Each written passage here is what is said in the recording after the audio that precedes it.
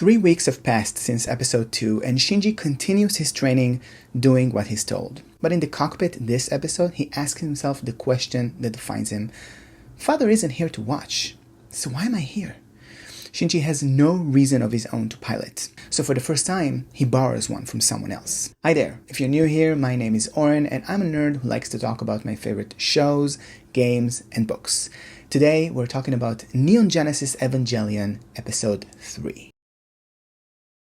One moment at the beginning of this episode doesn't get a lot of attention, and it should. Misato gets a phone call from Ritsuko where they talk about Shinji. Misato says she bought him a phone, but nobody calls him. She's beginning to think he has no friends. And that's important because that means that even in Nerve, where he's been for 3 weeks now, he hasn't really made friends with other people who live there. He's pretty isolated and usually puts on headphones to avoid contact with other people. But we the viewers do see him glancing at Rei from time to time. I have a feeling he's about to make some friends, but it will get rough before it gets good. In this episode, we're introduced to Toji and Kensuke, who are classmates with Shinji.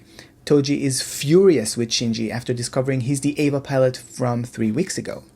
That fight put his sister in the hospital and he wanted revenge for that. Aside from introducing us to new characters, this moment does more for the show. We usually don't really see any regular people when one of these fights is happening. The scale is the size of buildings, but in some cases people could still be in those buildings. And when a new angel alert begins, Toji and Kensuke decide to do something very stupid.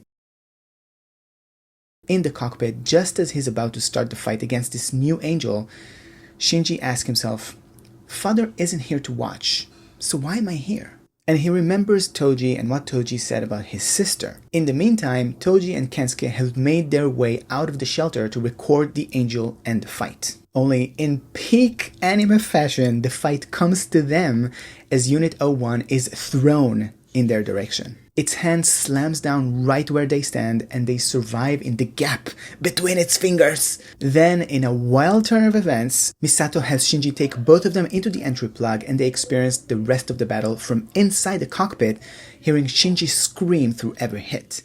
From the outside, these fights look like Power Rangers. Poses, explosions, monster of the week. From the inside, it's a kid screaming.